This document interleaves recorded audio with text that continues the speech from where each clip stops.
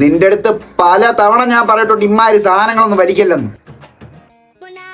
എത്ര പറഞ്ഞാലും നീ കേക്കൂലല്ലേ എളിയ? നന്നാവാ നോക്കളിയ. നല്ല ആൽക്കഹോളിക് വെതറല്ലേ എളിയ? രണ്ടെണ്ണം അടിച്ചാലാ. എന്തു തന്നെ?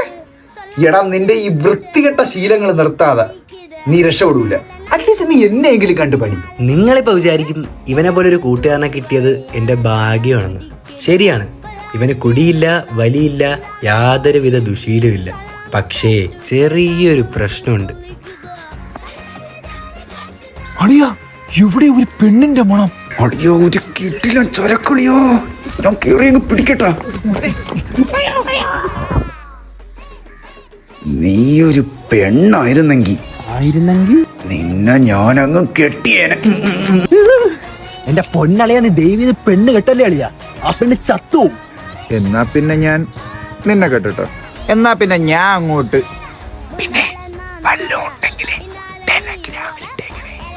ഇന്ന് വീട്ടിൽ ചെന്നിട്ട് കജ കജ കജ പോട്ട് പോട്ട് ഇട്ട് തരാം.